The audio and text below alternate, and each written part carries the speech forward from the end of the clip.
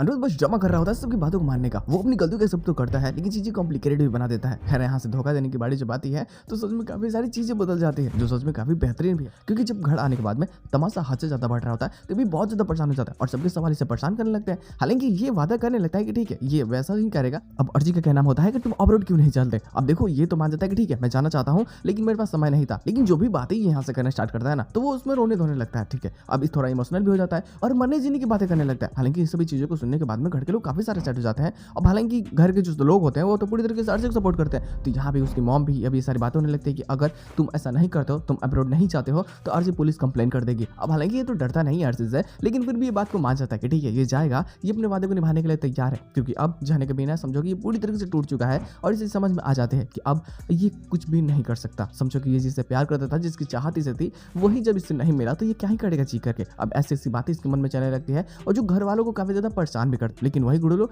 अब देखो छोटन की लाइफ में भी थोड़ी सी प्रॉब्लम्स क्रिएट हो रही हैं, क्योंकि फाइनली उससे अगर एक अच्छा इंसान बनना है और फाइनली उसे एक अच्छी जॉब चाहिए तो सबसे पहले उसे ग्रेजुएशन करना होगा। हालांकि यहाँ पे मैंने उसे प्रपोज मार ही देती है, अपनी दिल की फीलिंग्स को जब बताती है, क्योंकि उसे समझ में आ जाता है कि ये एक नंबर का गधा इंसान है। अब देखो दिल से अच्छा है लेकिन फीलिंग्स को समझने में ये काफी ज्यादा लेट कर रहा है। इसे समझ में नहीं आ रही है कि मैं इससे कितनी ज्यादा प्यार करती हूँ। खैर बता तो देती है कि मैं तुमसे बहुत ज्यादा प्यार करती हूँ, आई लव यू, और ये भी बोल देती है कि मैं ही तुम्हें पढ़ाऊंगी और ग्रेजुएशन का जो भी होगा ये सब मैं बताने वाली हूँ। तो छोटे नहीं मान चाहता कि ठीक है आपके कहे गए अनुसार के अनुसार आपकी कही बातों को मान करके ही मैं आगे बढ़ने वाला हूँ। तो एक अच्छी दोस्त की तरह और एक अच्छी हमसफर की तरह बस छोटन की मदद करने लगती है और खैर इनकी भी लाइफ थोड़ी सी बेटर होने लगती है। लेकिन जाने की लाइफ में भी जो प्रॉब्लम्स धीरे धीरे क्रिएट हो रही होती है, क्योंकि उसे भी आगे बढ़ना है और आगे बढ़ने के चक्कर में जो सबसे बड़ा एक इमोशनल अटैचमेंट होती है वो अनिरुद्ध के साथ में ही है। तो हर चीजों में बस अनिरुद्ध का यूज कर रही होती है। वैसे पिछले एपिसोड में हमें ये सारी चीजें देखने को मिल चुकी है ऑलरेडी कि भाई जब जब भी कुछ काम होता है तो इससे सबसे पहले अनिरुद्ध ही आता है और शायद अनिरुद्ध को याद करके ही ये उस काम को और ही अच्छे तरीके से कर सकते हैं। और बस इसे एहसास हो चुका होता है कि इसे प्यार है, कितना भी कुछ कर ले,